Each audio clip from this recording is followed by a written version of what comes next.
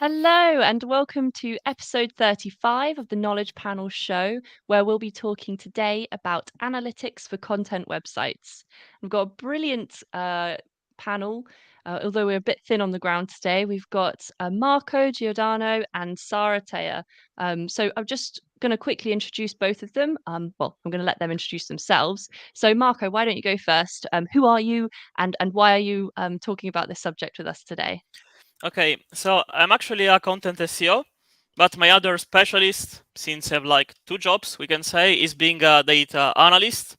And my favorite target, my favorite audience, we can say, is mostly about content websites, B2C content websites. But this can also apply to B2B. This is what I do. So coding, a little bit of statistics, math, if necessary, and coding. Brilliant. And Sarah? Hi, everyone. I'm Sarah. I've been doing SEO for 9 years. I've worked both in house and agency side, and I also do consulting. And yeah, I'm happy to be here today. It was lovely to have you, Sarah. Thank you for coming on.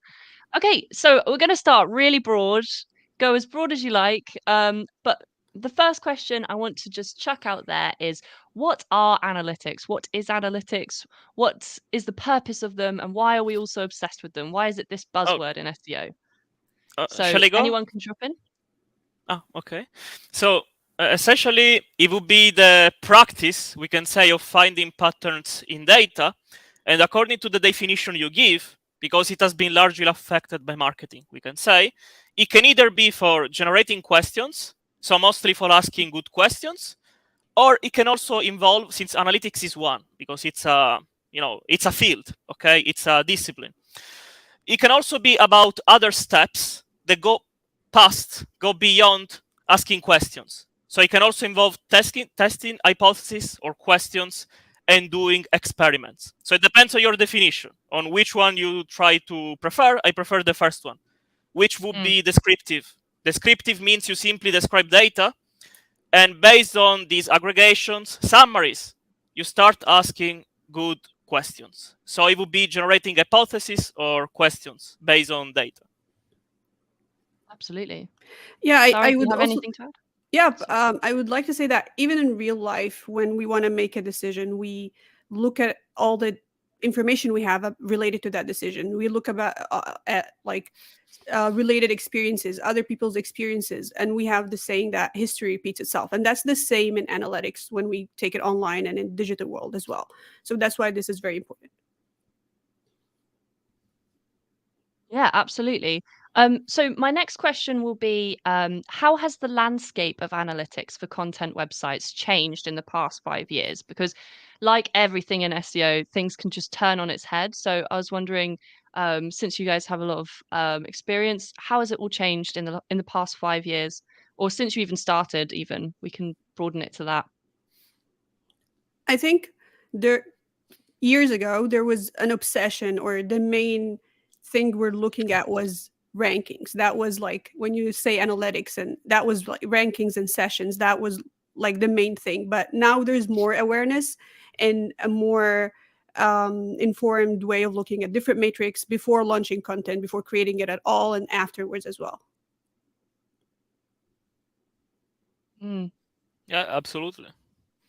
The maybe the only thing that is still lacking, we can say, is the low level of. I mean, our industry SEO per se has a very low level in analytics, in compared to other industries like finance, healthcare, because many people, in my opinion, tend to consider SEO not as a vertical, as an industry, but as something different. So I think this also affects how we study and perceive this stuff. Because usually when you talk about SEO, you talk about SEO for travel websites, SEO for a specific vertical. But even SEO itself, is a vertical after all. So we should have like more, how can I say, literature on the topic. yeah, so that's interesting actually. What you're kind of saying there is over the past 5 years, even though it's a really essential thing, the past 5 years hasn't really made it that much more popular or that much Yep. of the center of everyone's attention, which is actually really interesting because you're right. If we were to go into any other industry, analytics is like the bread and butter of it all. So yeah, that's a really interesting perception of it. So I guess a pretty quick um, uh, what is it, segue is to quickly talk to you about the most important metrics you guys are looking out for. And I know that that's going to be maybe a broad question, but I'd love to hear what what you personally think we should be looking out for. Marco, want to go first? Okay. So, I mean, I usually go for the following, excluding the basic metrics, the standard ones. So clicks, impressions, these ones you go by default by pulling from data sources. So these you already have. I usually love to have custom metrics. Of course, there isn't a definitive answer because it changes depending on the analysis, on the scope. But I always use, two in particular.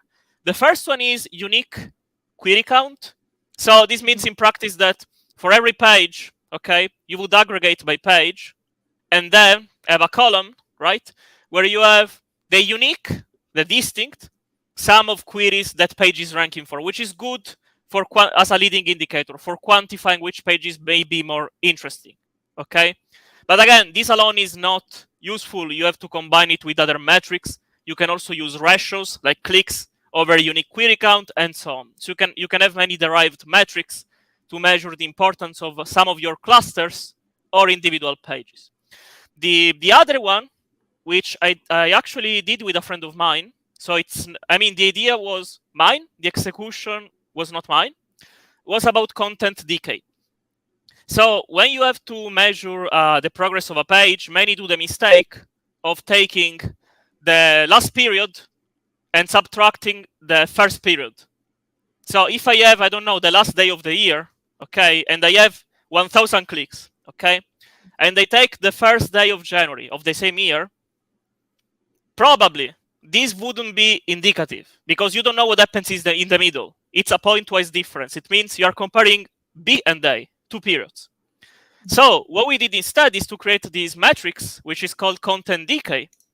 That is actually the slope of a function. So it means it's a value, it's a number, okay, which can be positive or negative, or even close to 0. And depending on its value, it tells you if a page is decaying. So if you're losing traction, based on the metric you select, as long as it's a number, of course.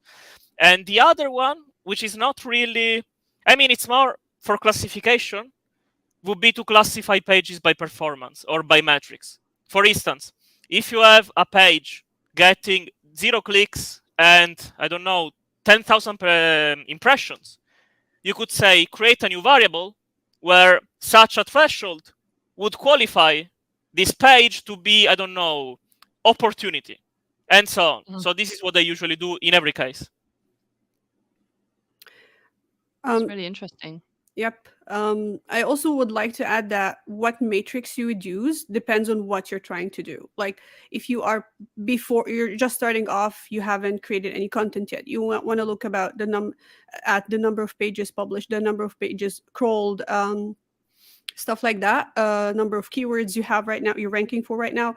And then these actually can help you also get buy-in when you show that you, for example, not ranking for a lot of keywords, then we need to update to rank for more keywords and so on. And then you have the end or goal or the business goal matrix, stuff like conversions and increase in traffic, right? So these are like at a high level, these are the most important ones I would start with. I agree. And I also would include costs, because this is something no one usually discusses it, and I kind of agree because it's not really SEO, but it makes sense. So if you have to convince most clients, but also because it makes sense, someone was talking about it the other day. I don't recall who. Many people are not paid to prevent damage or money loss, because for most owners, SEO is only growth. It's not prevention, right? So if you take into account costs, you can also estimate, not forecast, simply estimate. So financial calculations like net present value, very basic stuff. You can estimate what would be the return, the advantage of implementing something like time saving via automation or whatever. So I completely agree with Sarah, because actually what she said is not very common, because if you ask in the industry, no one actually talks about financial metrics. Yeah. So we should widening this idea of analytics to include actual kind of social aspects of Yeah, SEO as well. I suppose not social, but more financial things that aren't yeah, so linked directly to SEO. But yeah, yeah, no, you are right. It's one of these things, and that's why I think your point earlier was so prominent. It's just there isn't that sort of emphasis on analytics in SEO to guide sort of client, I don't know, decisions, when really it's almost seems like the only thing we can try and rely on. That being said, I kind of would love to talk about some common misconceptions about website analytics. So, have you experienced some things maybe where people are trying to explain analytics in a way to clients that isn't really beneficial, perhaps? Like I think Sarah was saying earlier, it was all on just positions and there's rankings and stuff. And is this still a misconception that we have, or is it getting a bit better? I think a misconception or a way that we look at data that could use improvement is we are obsessed with looking at SEO data, and sometimes we forget to look at data from other channels as well. Mm, And this is really important if, for example, you're doing content pruning and you want to clean up dead weight pages, and you can come up with like a list of URLs and say, these did not get any traffic in the last 12 months, they need to go, or whatever. But you're looking at search data, but what about if these are performing well in social, for example, right? Or yeah, other, whatever they're using this to promote, or promoting it elsewhere. Maybe it's bringing traffic, and this is where you need to make sure you're including other data and looking at the bigger picture before coming up with that recommendation, because the client is going to take your word for it. This is not useful. They're going to work on that, but it's not their job really to go and double check that they is there any other channel having data for performance data or using this. So you need to look at all the data, not just SEO, when it comes to it obviously depends on the task you're working on, but something like removing pages, this is really important that you consider different channels as well. That's one thing. That's one common misconception. Another one is and it's common as well when you start working on a new website. Sometimes the client come in and says, okay, we want to do SEO, these are the most important pages, we want to optimize them. And it's easy to like jump the gun and start working on those pages because these are the money pages, the most important pages, and so on. But if you take a step back and actually look at the performance of those pages, sometimes they are maybe like a bottom of funnel money page, their main conversion page, it's ranking fourth on the first page, for example. So is it wise to invest so much effort to try to push it from fourth to third versus investing that effort into a page that's ranking on second or third page and try to push it a bit higher and or to the first page? The value you're going to get probably, and obviously again you need to look at the data, but the value you're going to get from optimizing a page that's on the second or third page and the effort are more logical, and the math would add up versus trying to push a page on average from fourth to third or from third to second. The value is so jumping right away into like these are the most important pages, we need to optimize them without looking deeply into the data and the value these can bring is also some a common I would say common not misconception, I'm not sure that's the right word, but yeah, it's a pitfall.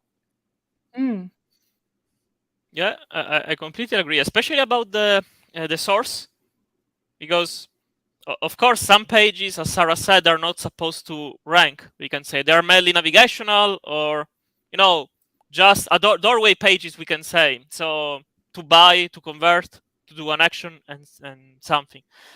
I wanted to add, even though it's completely different, that probably the most harmful stuff that I see on social media, that is like super popular, always been. So you can say it's new because it's always been. Is when people, and this goes back to the first question or the second, confuse assumptions with conclusions. So mm, if I have a spreadsheet and I saw this on LinkedIn, so this exists, with these pages have a green column, we're getting money, and you make conclusions out of that, it's not possible because you're not proving it. It doesn't work like that. It's not a method. You're just describing data. That's why you always need to admit the difference between describing, doing inference, okay, and running experiments, because they are different things. And the other thing that is quite common in market, it's not SEO. It's marketing and management, I would say, because in university I was always hearing this buzzword. It's data-driven. It doesn't make any sense because now there is a reason. It's not my preference, because in general, data alone don't contain anything. So you can only be informed by data, according to some authors, because of course data can inform you, but then you have to give your human component. You have to give your own judgment. Data-driven is the usual buzzword we see in SEO, let's be honest, that is used to describe, okay, I know how to use Tag Manager and Looker Studio. This is my biggest complaint, because when we confuse this, even though it's only a word, we are misusing it. And then maybe if you're actually good at the job, you get bundled in a different, package, because those are different things. Yeah, I absolutely agree with that. So I guess a really good thing to go off of that would be, how do we start to balance the need for data-driven decision making with the need for creativity and content? Like you kind of touched on it there. I feel like data and creativity often feel like they clash. So how are we selling this to people to say we can live with both, or who gets the last say? Is it the creative, or is it the data? Is it the analyst? Well, I answered no. I go ahead. I was just saying I answered the last one first, so you go first.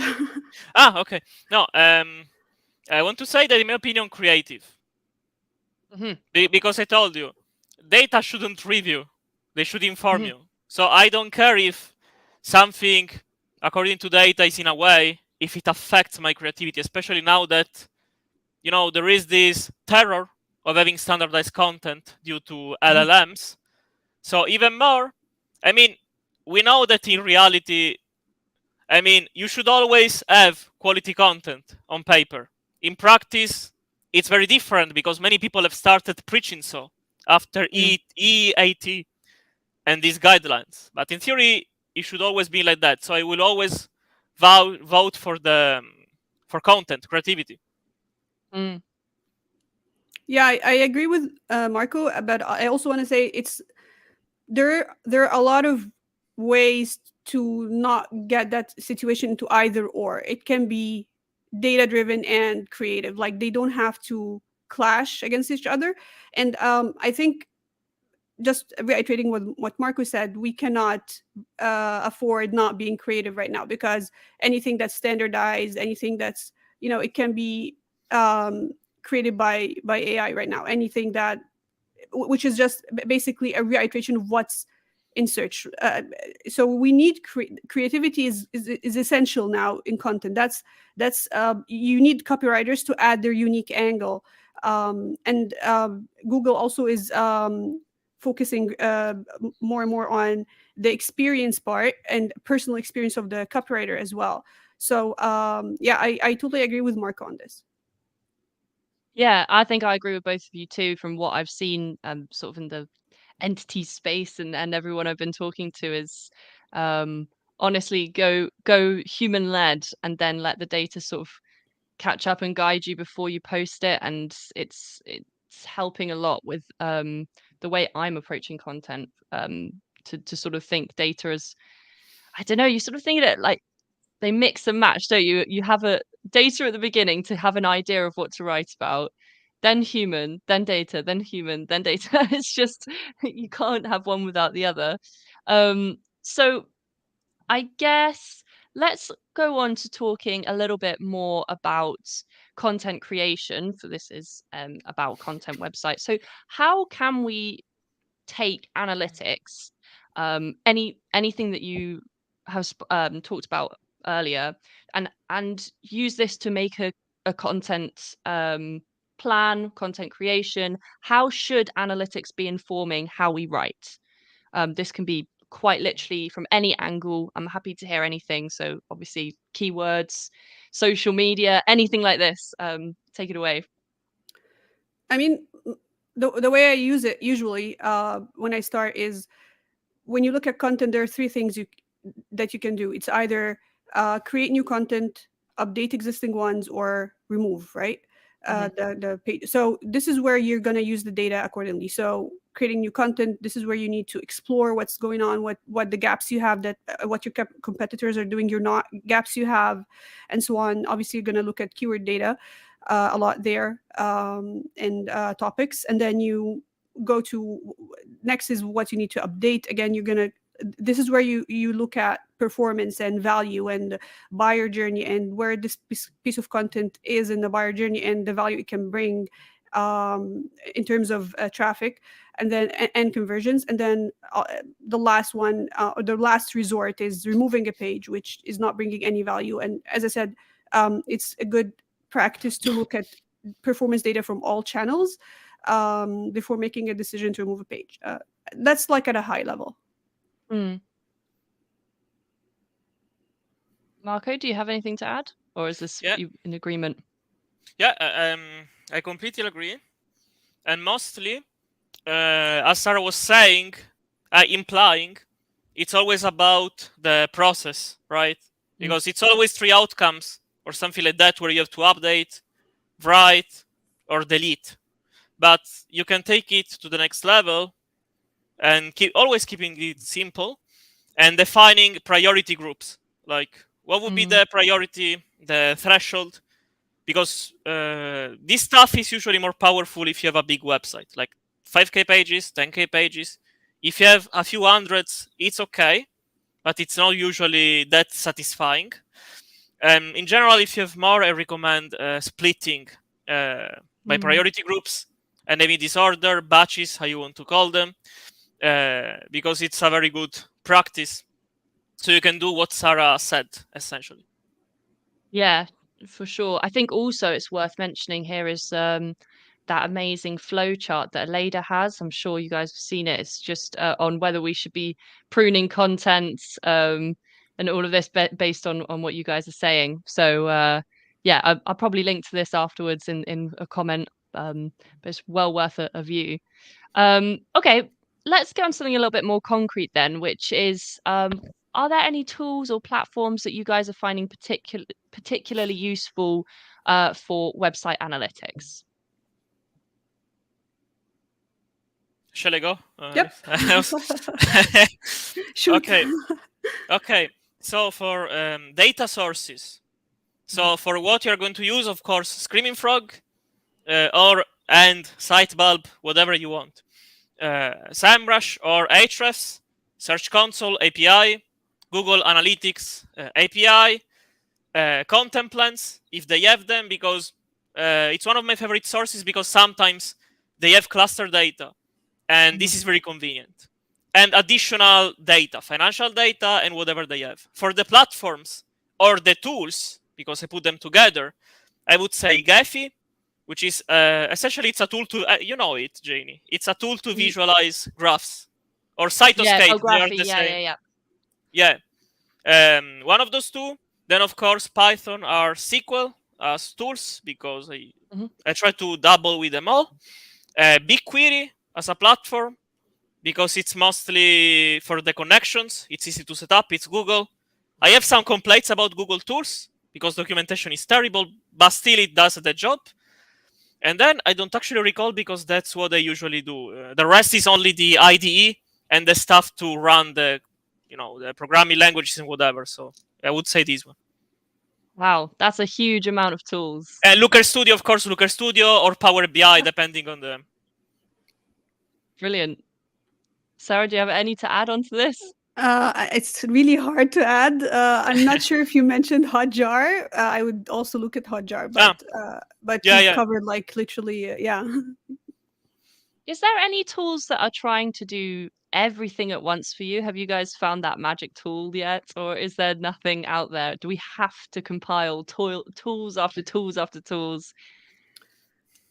I feel it's always, even if there was one, I wouldn't rely on it. I think it's always a good idea to look at different tools, always, right? Yeah, It's like looking at different perspectives. And so I wouldn't rely, I don't think there is one. And if there was one, I would still look at different tools. still be dubious. Yeah, that's a really interesting point, actually. And you've got to think that there's loads of tools where they're getting probably the data from the same places anyway, and you don't even realize you're paying probably for a few different tools that are just grabbing data from the same the same area. So it's Yes. always good to keep going. Yeah, it does sound expensive though, being into analytics, guys. What do you think about this? Is it a really accessible place to be in? Yes. Looker Studio is free, limited but free. BigQuery is Mhm. very cheap, and if you have to pay, it's not your money. Someone else will pay for it, so it's fine. SEMrush and Ahrefs, everyone uses them, so anyway, coding is free. And the other tools, okay, Power BI, but usually you don't use Power BI for your hobbies. It's within an Mm. ecosystem. Tableau, okay, Tableau is expensive. If you want to use it, it's quite expensive. But I told you, usually you either deduce them from taxes or someone else is paying for them. Mm. So this is how you go through it, I think. Yeah, I And agree. is it? Like, Yeah, sorry. Go ahead, Sarah. no, I agree. There are a few good free tools, and then yeah, the rest someone else is gonna pay for them. Someone Yeah. else is going to pay. This is links back into what we were saying earlier about um, using analytics to say how much we should be, how much these things are actually worth, Yeah. and the sort of the revenue growth that is that's arising from it, I guess.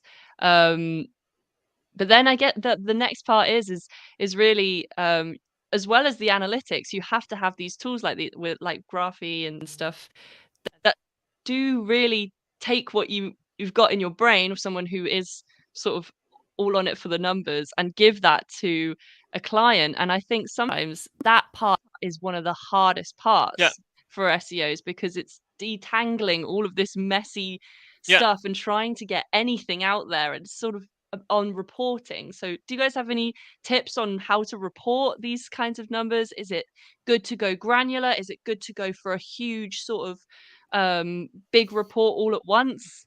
I don't know how you guys approach this with your work. You want to go first, Marco? Okay.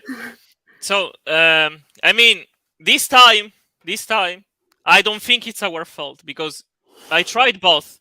Usually I simplify, I dumb it down as much as I can, but sometimes it happens that if you do a detailed job, they tell you no, it's too much. If it is too simple, they tell you no, this costs too much, it's too simple. So I think it's also luck. In my opinion, it's also luck and understanding your audience. Because it happened to me that something was complex, other times it was too simple, and I'm like, what? So I think you have to find the right balance based on your on psychology, on on the other party. You have to be very careful because sometimes people want more technical stuff, not too technical, a little bit longer, like more insightful. Okay. Other times they want some like 2 PowerPoint slides, and they usually don't like those situations because it doesn't even make any sense, right? So I usually try to remove all the jargon, to cut it, to replace terms. Like instead of saying I mean queries would be the correct word, but usually people want to hear keywords. Or all of this jargon I try to replace. I try to have executive summary, some shiny plots, infographics, because it's true. Many people, also C-level, don't actually read. They just skim because they don't have time. So I think also Loom. Loom is fine. I don't use it much, but I think it's quite good. So yeah, I think it depends on your audience, but it's also luck because sometimes some requests are very hard to satisfy. So it's not always our fault. Yeah, I agree. I really think it depends on the person you're talking to and the client. And I always, less is more. Like throwing tons of data at the client or at the stakeholder is not helpful. um, Looker Studio is I used to start with Looker Studio dashboards, but then I noticed people end up not using it sometimes, right? So Yep. I would what I would do is I would send like a weekly or a bi-weekly or a monthly, depending on what the client wants, recap of the performance. And I also have like a discussion with them to understand what matters for them most. And it's better to narrow it down to what the person you're talking to is looking for. Like if you're talking to content people, they're very much interested in like the nitty gritty of how the content performs, even on a URL level. But if you're talking to a CEO, all they care about basically is conversions, transactions, stuff like that. Yeah, that's so interesting. It's so you have to adapt yourself based on who you're talking to and why they're talking to you on that very day and stuff, which is just, it's crazy that something so that feels so black and white as, you know, data and analytics has so much politics behind it when you're trying to deliver it Yes. to clients and stuff, which is yeah, it's really interesting observation, I think. And one that, it just goes to show that these kinds of jobs, they require they require these people skills along with number skills, along with, you know, showing value in a way that makes sense. It's really crazy. So I don't envy anyone trying to get into it right now. I guess also I would like to say is when you're the person that's providing the data, or I suppose you're not really providing the data, but you're interpreting the data, you kind of are in quite a powerful position there, as you're saying, you know, this is this, and I think we should do it based on this. Two things I would say I would love to get your opinion on is, first, how are you making sure that this data is accurate? And two, what are the sort of ethical implications of delivering data like this to people that are just sort of blindly following you? Um, it's big questions, but yeah, take it away for if you have anything to add. Sarah? Okay, I can go first. So as I said, I like to look at different tools to make sure, you know, whatever we're doing is makes sense and adds up. Um, that's one thing, and also you need to make sure your data is clean before you start working on it. So a recent situation I know came across recently is that I pulled data for performance from GA4 and started working on it.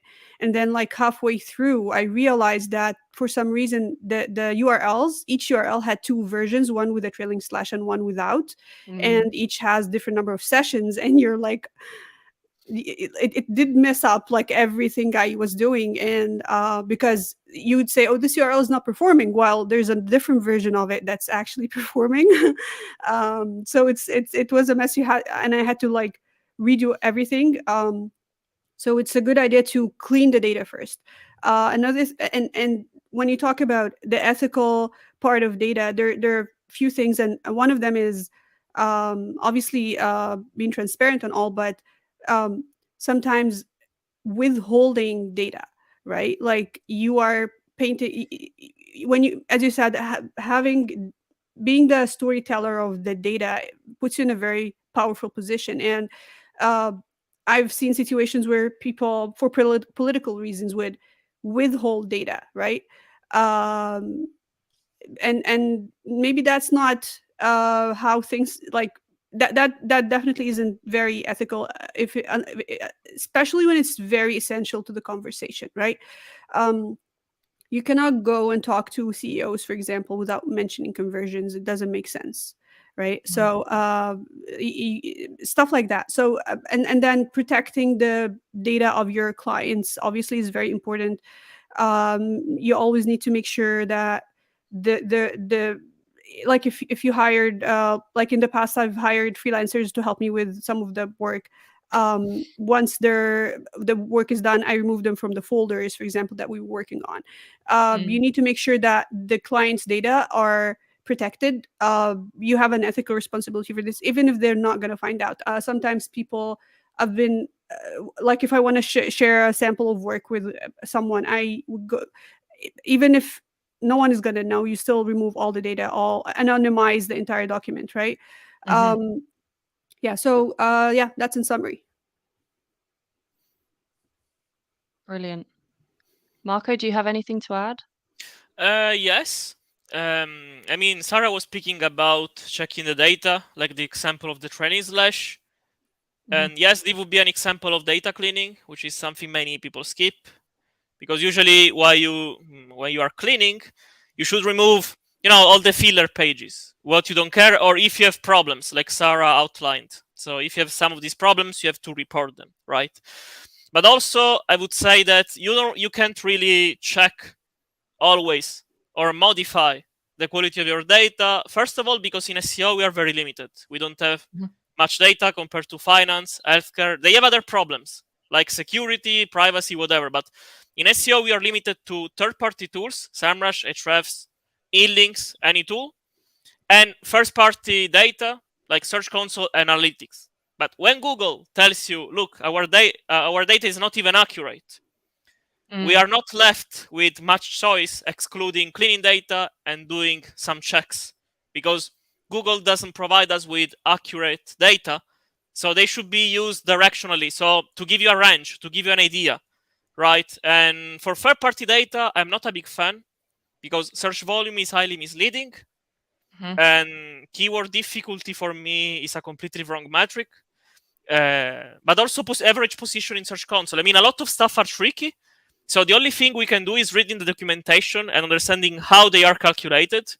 because we don't really have anything else to do if the sources are those ones and you can't change them. You can ask Google, please make them more accurate, because Mm.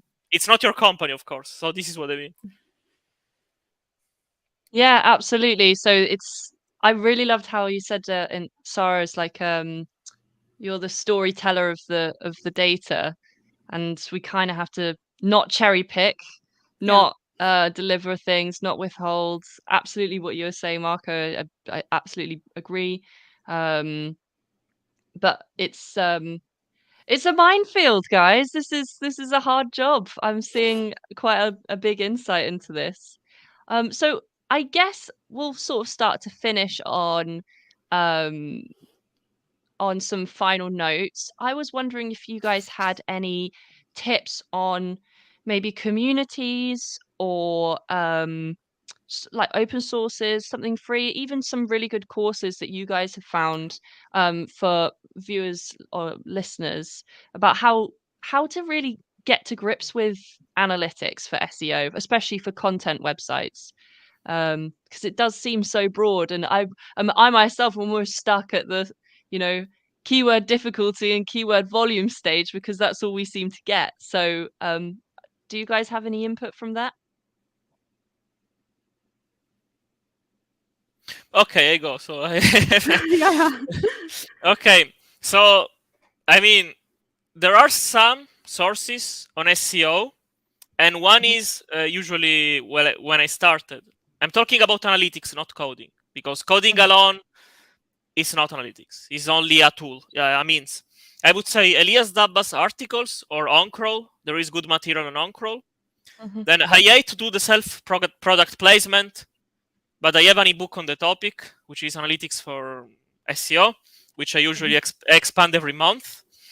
And then I recommend not studying from SEOs, but studying from actual, the analytics books you find at universities, in college, or in general. As long as they are mm, generic and they are not too specific, like for finance, biology, they are too specific. But if you have books, I recommend the following because I have a full list.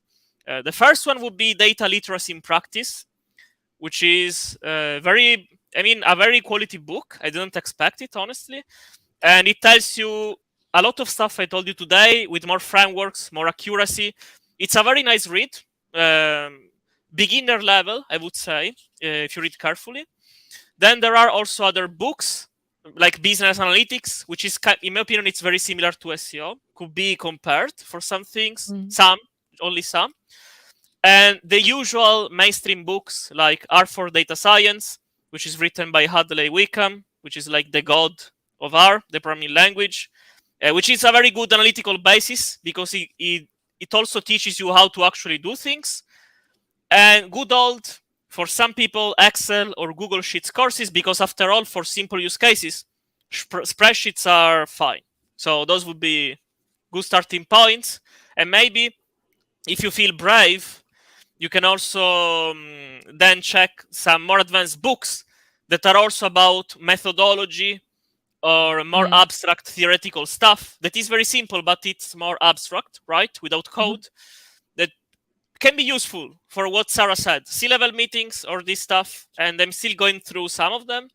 But those are only recommended once you know how to do the usual stuff. Otherwise, you don't actually use them.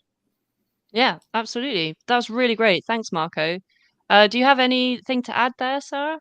I just want to say it's very impressive everything you mentioned, Marco. Really, that's very in depth and very informative. Yeah, definitely. I just like my approach is basic compared to Marco. Honestly, I would just say dive into analytics, the tools you have, Search Console and GA or GA4 now, and just try to understand what the metrics mean, and talk to subject matter experts, people who in your organization, if you have people who are specialized in analytics, ask a lot of questions, ask a lot of stupid questions. It's okay.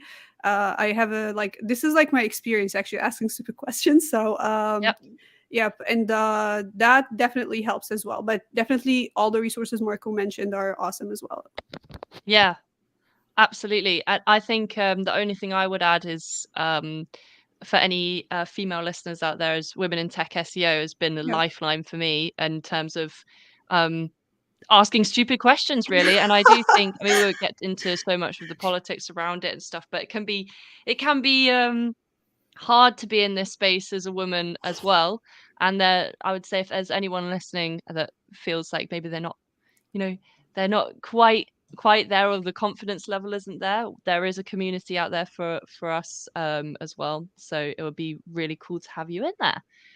Okay, that was really brilliant, guys. If you have any closing notes or anything, let me know. It's fine. Yeah. Yep, we're all good. Well, Yep. I'm going to bring David back in to introduce the next week. Thank you so much for such an interesting discussion.